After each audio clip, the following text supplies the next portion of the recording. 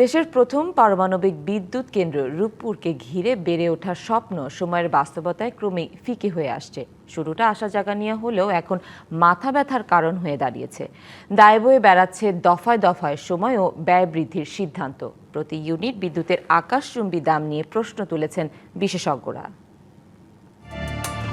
দেশের জ্বালানি নিরাপত্তার আলোকবর্তিকা হওয়ার কথা ছিল রূপপুর পারমাণবিক বিদ্যুৎ কেন্দ্রের। চুক্তি অনুযায়ী 2023 সালে প্রথম এবং 2024 সালের মধ্যে দ্বিতীয় ইউনিট থেকে জাতীয় গ্রিডে বিদ্যুৎ সরবরাহের কথা।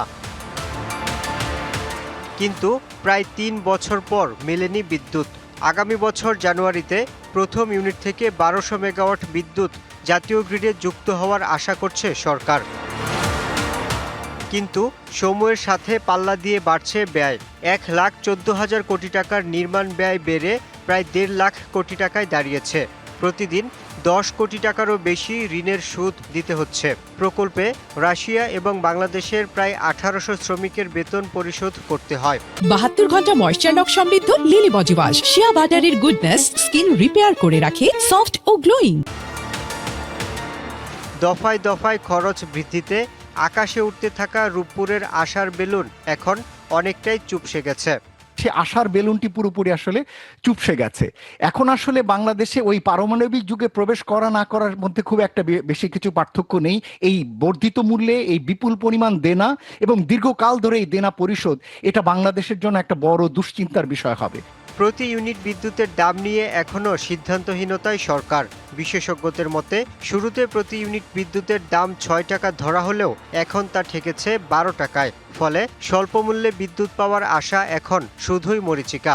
বিবেচনায় মেনে নিয়েছিলাম যে স্বল্প ব্যয়ে কম মূল্যে বিদ্যুৎ পাওয়া যাবে, কিন্তু সেই বিদ্যুতের দাম এত বেশি হতে যাচ্ছে বা দিতে হবে, তাতে এই বিদ্যুৎ একদিকে পাওয়ার, অন্যদিকে এই ঝুঁকি নেওয়ার ক্ষেত্রে যা পাচ্ছি সেটা আসলেই গুরুত্বপূর্ণ বা প্রাধান্যযোগ্য নয়।